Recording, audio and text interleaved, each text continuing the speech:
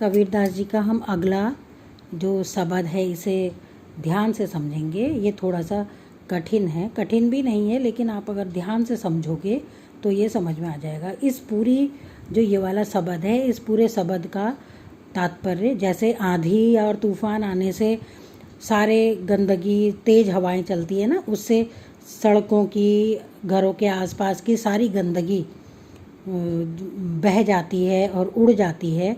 बस उसी प्रकार से ये कह रहे हैं कि ज्ञान की आंधी, यदि ज्ञान मनुष्य को प्राप्त हो जाए तो मनुष्य के अंदर का जो भी गंदगी है, अंदर की जितनी भी बुराइयां हैं वो समाप्त हो जाती है। अब देखो क्या कह रहे हैं कबीरदास जी, संतो आई ज्ञान की आंधी रे, हे संतो, हे सज्जन मनुष्यों, अब ज्ञान की आंधी आ चुकी है, ज्ञान रूपी आंधी आ रही है।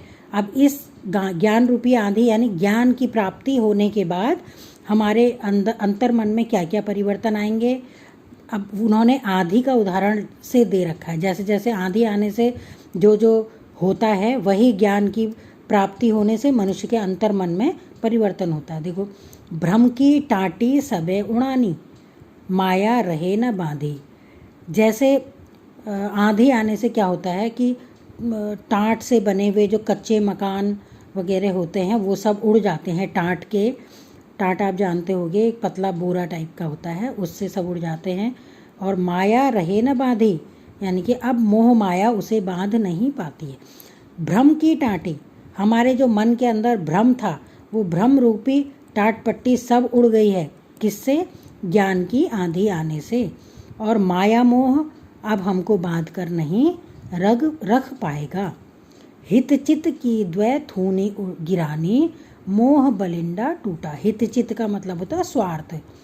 तो स्वार्थ वगैरह, स्वार्थ रूपी जो डंडे वगैरह से जो हमारा घर बंधा रहता है, कच्चे घर की बात कर रहे हैं, तो हित चित की अपने स्वार्थ सिद्धि का जो डंडे से बंधा हुआ था वो डंडा भी अब गिर चुका है। यानी कि हम ज्ञान को प्राप्त करने के बाद अपने स्वार्थ से भी हम हट गए, अब हम स्वार्थी नहीं हैं।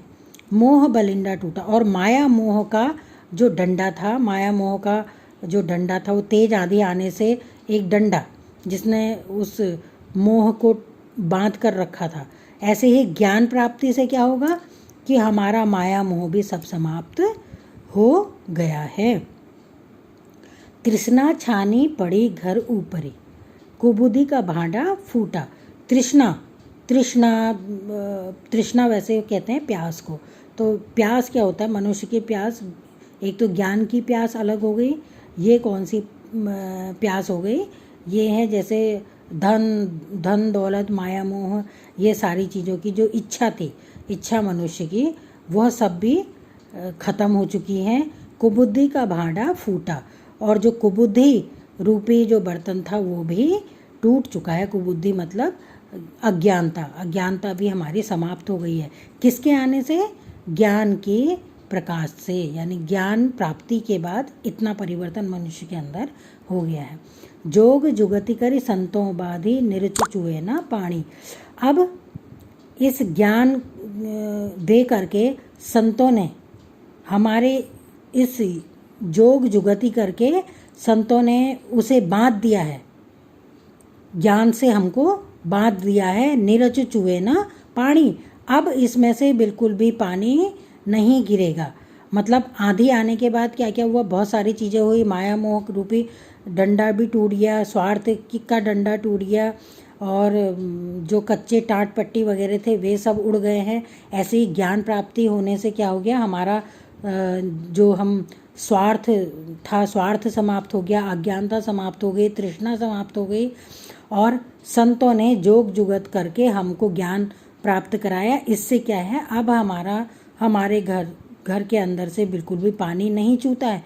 पानी नहीं चूता है तो हमारी जो अज्ञानता है, अज्ञानता अब अंदर नहीं आ सकती। कूड़ कपट काया का निकसिया। अब जो हमारे शरीर, काया मतलब काया, शरीर के अंदर का जो कूड़ा करकट वगैरह था ये सब निकल चुका है। हरि की गति जब जानी, जब हमने ईश्वर की को पहचाना है, जब से हमने ईश्वर को पहचाना है तब तक हमारे हृदय के अंदर बसाया हुआ जो कूड़ा करकट है वो भी समाप्त हो गया है। आदि पीछे जो जल बूठा प्रेम हरिजन भीना। और जो आंधी आने के पश्चात जो फिर एक साफ और स्वच्छ जल की जो बारिश हुई है, उससे हर ईश्वर का प्रेमी व्यक्ति, उसका हृदय अंदर तक सिंचित हो गया, अंदर तक भीग गया है। कहे कबीर भान के प्रगटे उदित भया तब खीना। कबीरदास जी अंत में क्या कह रहे हैं कि भान मतलब उस आंधी भी आ गई, बारिश भी हो गई, और उसके बाद अब क्या हुआ, सूर्य प्रकट हो गया। तो जैसे ही ज्ञान रूपी सूरज उदय हुआ है, उसके बाद अब तम खीना, तम मतलब अज्ञानता का अंधकार, तम मतलब अंधकार, ऐसे ही अज्ञानता का अंधकार अब समाप्त हो चला है। इसमें देखो दो तरह के अर्थ हैं। एक तो आंधी आने से जो जो परिवर्तन इस संसार में, इस प्रकृति में होते हैं, और वही परिवर्तन को उन्होंने किससे जोड़ दिया है, ज्ञान के प्रकाश से, मतलब ज्ञान की प्राप्ति से क्या क्या चीज़ हमारे हृदय की समाप्त हो जाती हैं, वही उन्होंने बताया है।